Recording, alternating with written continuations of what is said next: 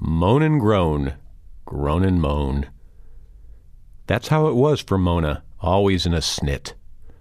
Someone left butter in the jam. Hopscotch was dumb. Her teacher's teeth were yellow. Everything bugged Mona. You know the type.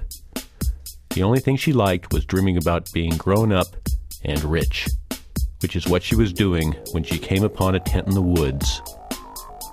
Mona was about to peek inside when a strange man in a long robe appeared. "Excuse me," he smiled. "Who are you?" "I'm Mona. Who are you?" "Wigthorpe. Friends call me Wiggy." The girl looked him up and down. He seemed nice, and she liked the dot in his forehead, but she didn't know what to make of his stuffed cat that he held by a handle. "Curiosity get him?" she asked, pointing to the ex-cat. "No, a truck. His name is Sid. Isn't he swell?" "Silly is more like it." "Silly," sputtered Wiggy. "Why, I'd sooner lose a diamond than part with Sid." "Not if you really had one," scowled Mona. "Ah, but I do," winked Wiggy as he reached into his robe and produced the brightest diamond she'd ever seen.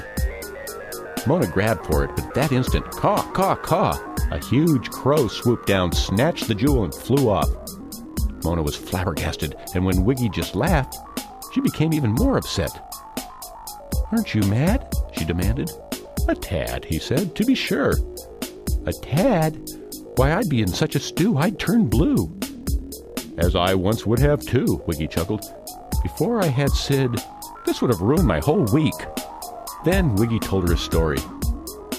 "When I was even younger than you, I had a fire truck and the best bike and tons of toys, but I always wanted more. Then I got older and made gobs of dough in the guru game. I bought fast cars and big houses and lots of other stuff, but I was still never quite content. It seems the more I had, the more I worried. A nick in my billiard table, bugs in my vineyard, burglars in my villa in Bimini, ghosts in my castle. In India, I bought a palace bigger than the Taj Mahal. I had it taken apart stone by stone and sent home. It got lost in the mail." "That's terrible." "Tell me about it. Every time the phone rang, it meant more trouble. I didn't know what to do. Then one day I was browsing in a curio shop in Dublin, and the owner said he had just what I was looking for." "The meaning of life?" said I. "The next best thing, laddie," said he. Then guess what he showed me?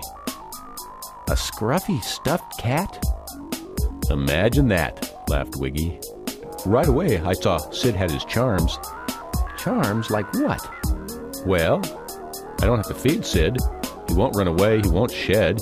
He never drags in rats or makes noise. I don't have to change his litter box, and if he gets run over again, well, won't hurt him half as much as it did the first time." Mona cut him short. "Are you telling me that a stuffed cat is the secret to happiness?" "I wouldn't go that far, but I do know when you pal around with someone like Sid, you can't take yourself too seriously.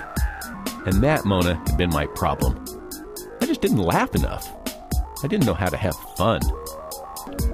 Mona decided Wiggy wasn't a total wacko, but she still was puzzled about why he'd come to this lonely spot in the woods instead of London or Monte Carlo. "The frogs," he said, looking towards the pond. "Frogs? Come, you're pulling my leg. I can't believe a worldly lady like yourself doesn't know about the silver croakers. Listen to this."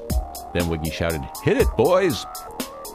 And suddenly the pond came alive. Frogs in little tuxedos piled onto a lily pad where Franz Frog, the conductor, lifted his baton to lead the orchestra. It was all noise to Mona, but Wiggy insisted he could hear oboes and flutes and trombones, and when the frogs reached full croak, he jubilantly joined in. "Yole-hee-hoo," Wiggy crooned, "Yole-hee-hoo." What a nut, she thought. He read her mind. A nut? I'm glad I didn't show you what's in my tent. "What is it, another diamond?" "Better." "Tell me, please." "No," said Wiggy, "definitely not. What I have in my tent is for a goose of a girl. You, my dear. Wouldn't you rather have a spot of tea?" At the mention of tea, two butlers stepped forward, Giles and Jeff, very proper. Mona approved, but after the tea was poured, she got back to what was in the tent. "And if you show me what's inside your tent, I'll never complain about anything ever again." Wiggy whispered something to Sid, held the cat to his ear, then looked at Mona and said, "I have my doubts, but Sid thinks you should try it on." Is it a new dress? If it's a dress, I won't complain, unless it's purple or brown, and I hope it's not orange. If it's orange, I'll gag. But otherwise, I won't complain much. Is that a promise? Yes, I promise. Cross my heart, please. But when she saw what was inside, she screamed, Why, it's... Yep, grinned Wiggy. It's a monkey suit. Mona had promised not to complain, so she bit her tongue while she got into the monkey suit, slipped on the monkey slippers, and finally pulled on the matching gloves. At first she felt ridiculous, like a real kook. But before long she was scratching under her arms and cooing, Ooh, ooh, ooh! Gadzooks! Good show, said Giles and Jeff as they took away the tea. Mona hardly touched her tea. She was having too much fun. Amazing what a monkey suit can do. Ooh, ooh, ooh! Then another surprise. Meow. Sid came to life. He held Mona's hand, and around they danced. What a wild romp! On and on until buzz, buzz, buzz. An alarm clock buzzed and everything stopped. What's wrong? What happened? Demanded Mona. Vacation's over, sighed Wiggy. Never enough time. Never enough. And just when things were getting really, really silly.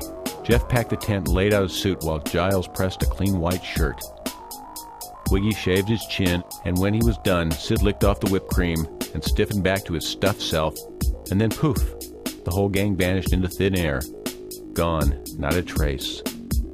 Mona, all alone, was sad until she jumped up in the tree and swung on the top branch.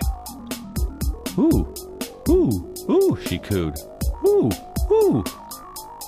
And she was happy again. And it was while leaping from limb to limb that she came upon the crow. And when the bird flew off in a panic, there it was, the diamond, sparkling in the nest. Mona thought to leave it be. She was having such a giddy spree. But then she changed her mind. After all, who ever heard of a monkey suit being a girl's best friend? The secret of happiness? No one really knows, but what works for Mona, she'll tell you true. Ooh, ooh, ooh. And a big rock, too. No fool she.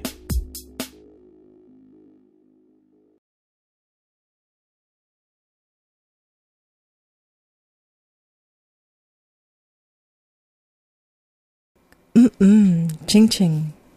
It's not just any chocolate.